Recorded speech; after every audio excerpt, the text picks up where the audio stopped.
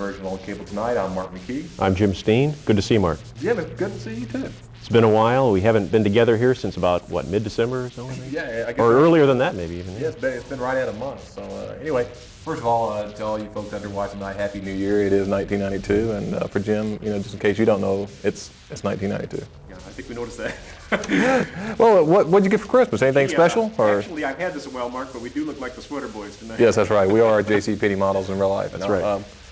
How about the Tigers? How about those Tigers? How about those Tigers? They're, 7-4 going into tonight's game with Texas Southern. That looks like a victory, I think. You don't want to get Jim said that, okay? Right. Not, I believe in the Tigers and I want them to win, but in case they get upset, I don't want them. That's true. You don't want to be part of that blame for that. That's right. There I am, right there. So that's true. Now I know you've got an interesting guest tonight, don't you? Yes, he is. It's one of my favorite subjects. It's the art of baseball card collecting. Yeah. So we're going to be talking to a gentleman by the name of Mr. Logan Ward, who's going to be talking to us about that very subject, baseball card collecting. What about yours? I've got Lucy Thompson and Al Sharp. They're from the Epilepsy Foundation of West Tennessee, and we're going to be talking about a special event coming up. So leave. And welcome back to the Wednesday night version of On Cable Tonight. I'm Mark McKee, and I'd like to welcome my guest, Mr. Logan Ward. First of all, welcome. I'm excited about you being here because, like I said, I'm a baseball card collector myself, and I collect baseball, basketball, football. My wife hates it, because it's laying all over the place, But anyway, welcome to you. And Logan is going to be talking to us tonight about the fine art of baseball card collecting. And what you may want to tell the folks here, Logan, I'll let you get a word in edgewise here in just a second, is that you're conducting a series of workshops at the library, the main library. No. That wasn't right, was it? No, the one I have next week will be at the Whitehaven Library next Saturday, the 18th, and it'll be at noon. And I've got two more coming up, the 25th at Parkway Village, and another one February the 1st at the Highland Branch. And each one will be in the meeting room there. I guess the reason I thought about the main library was that you've been on the library channel. Correct. Okay, which is done down at the main library. Right. Right. Okay. Mm-hmm. I'm right about something. This is great. I'm starting off the new year just fantastic. Well, like I said, anyway, you've got a lot of things here that we can take a look at, and I know that how many cards, baseball cards, would you say that you personally had? Personally, I would say about 500,000. 500,000? You got to be kidding me! Are these no. like all at your house, or is it various places? Okay, I mean we don't want to just tell him where he lives and everything, but yeah, they're in various places throughout the city. selected a couple of secret spots. What about, let me ask you, before we get to the cards, this jersey that you have on the Twins, is that an original? Yeah, this is an authentic jersey from 1981. It was worn by Dwayne Ward of the Minnesota Twins. Okay, so Logan Ward has got at first when I first saw that, I thought, man, this guy maybe played baseball a long time ago, But, yeah, I wish. Yeah, don't we all? But, well, I'll tell you what, let's take a look at, you pick the first thing you want to take a look at. Okay, well, just a brief rundown. Baseball cards started back in the late 1800s, like 1888. Yeah. Some of the older ones are those small ones right there. Oh, okay, well, I'll tell you what, you can just talk about them, I'll hold them up. Yeah, that particular card came in packs of cigarettes back about 1911, I believe, is the date on that. And I believe that's a Memphis player on that card, as a matter of fact. Memphis had well, it wasn't a professional team, it was a minor league team at the time, and they were pictured on cards. Okay, so we don't want to be crass and talk about pricing, but I mean, just roughly, what would a card like this particular card go for? Oh, I would say about $25, $30 based on the condition. They're just, basically value is dependent on the demand of a particular issue, and there's not a whole lot of demand for that right now. Yeah, well, because you bring up a good point, because you always see things in like Beckett and all these card collecting magazines talking about the condition of the card. They go, boy, if you have a slight crease or just a bent corner, boy, you've knocked down that's pretty strict stuff. I mean, that's kind of like, well, why discount it, Well, these days, everything comes in mint condition. Everything you can get is mint. Most everything back about 20 years ago, you'll find kids play with them, they use them a lot, and they're not as in good a condition, so the better condition is more desirable to have these days. Now, of course, anything you get now is mint, and there's really no problem with getting anything like in that condition. Now, what's the baseball card, or what is like the ultimate baseball card that everybody's always looking for? The most, I don't know if it's the most rare, but the one that everybody wants or wishes to have would be the 1910 Honus Wagner card. Okay. It's in fact, it's from the same Well, series. you got as one the- right here. No. It's from the same series as this right here. Oh, it It's- is? Yeah, it's from that same series. That's called the T206 series. And once again, they were put out by in cigarette packs. But I think Wayne Gretzky and his boss bought one for. Oh, was it $250,000? Yeah, at least that much. I forget. It was some astronomical figure. I mean, you know. So that's probably the most desirable card that anybody would want. Goodness gracious. Now wasn't was it the reason that it's so rare? Wasn't he a staunch non-smoker? Exactly. He was opposed to smoking. Yeah. And just a very few likenesses of his card got out. You know, and when he found out that they were putting in cigarettes, he said, "No, I don't want kids, thinking that I smoke or anything like that," because he was opposed to it. Yeah. So he made them withdraw the card. Good for him. So that's. My gosh, that's great. Let's see. I think we may have skipped here. Let's see. Who do we have here? We have Ray Boone, infielder for the the Milwaukee Braves. Oh, that's a regional issue card there. Back in the 50s, a lot of cards were issued in certain regions of the country. This one happened to be in Milwaukee. Oh, what a And, superimposition. And the way they were issued on milk cartons. And you could redeem so many cards and get like a Braves cap or a Braves autographed baseball or a bat or something. And that's how those cards are issued. And they're quite rare these days. And most of them you'll find will look like that. Son of a gun. We got Travis Jackson, Big League Chewing Gum. Yeah, looks like an old one. that's from the 33 Gowdy series, which is considered the first gum cards ever made. Those were actually put with gum in 1933. I guess that's one of the big things. When I was a kid, of course, I was a big gum chewer, but I loved to collect, the football and the basketball cards. It was basketball cards. And I loved getting the gum because it always seemed like they had the best tasting gum. And then after a while, I guess, why did they take the gum out of the baseball cards and the football cards? Do you know? Well, the original intention was you bought to sell the gum. You had a card in there. Oh, okay. You got one card. Back in the old days, it was like a big slab of gum, the size of a card. Yeah. And you got a card with the gum.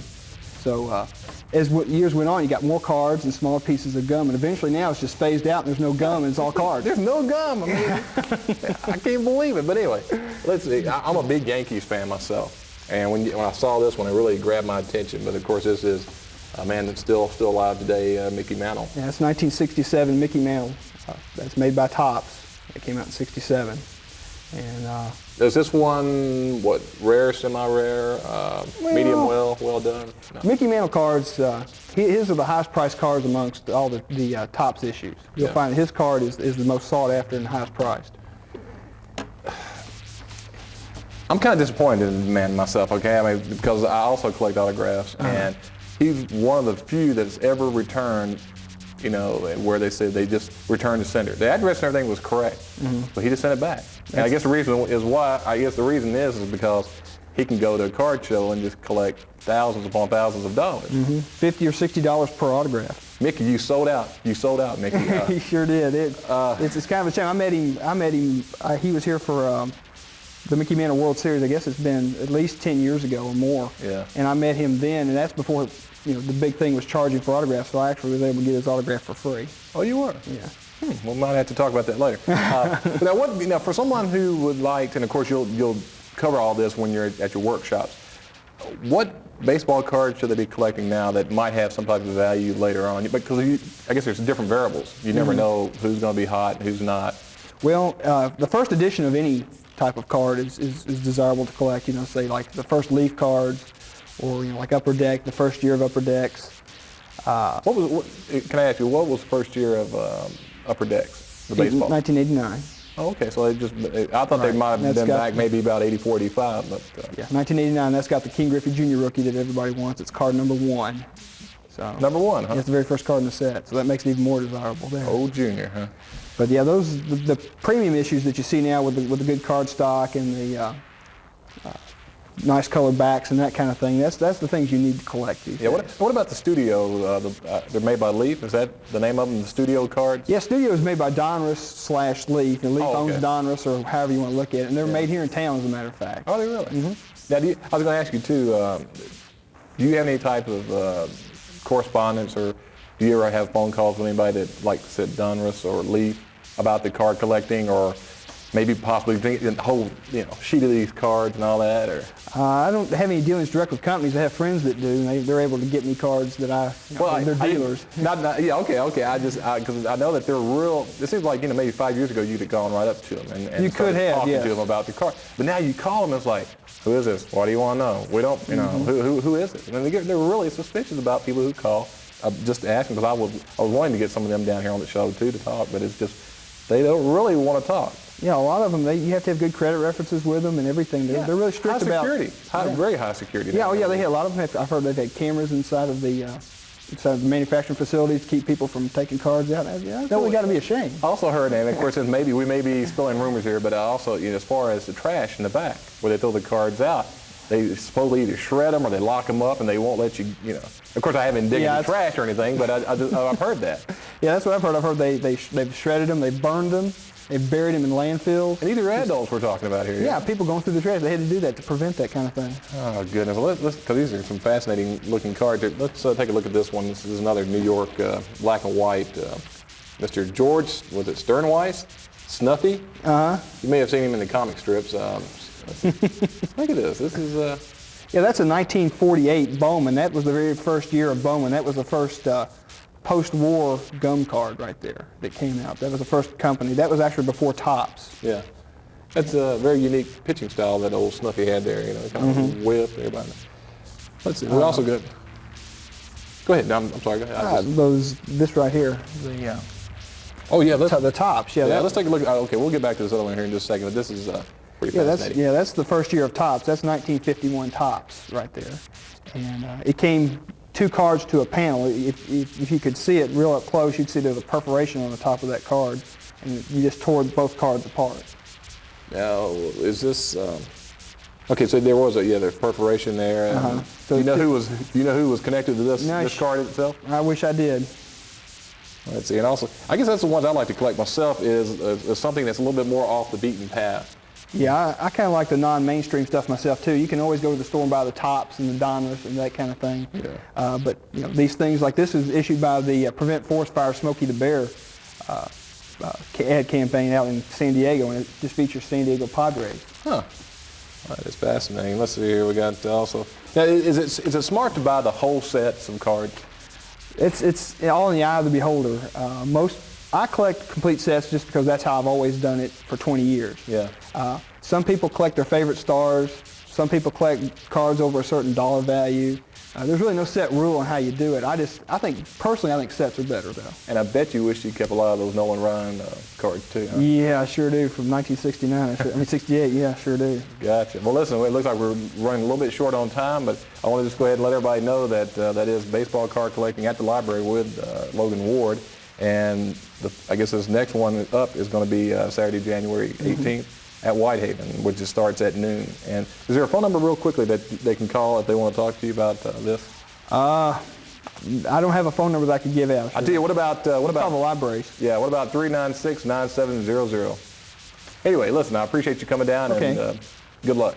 Yeah, it's nice to meet you, Mark. Thank you. Nice to meet you. And we'll be right back, so stay tuned.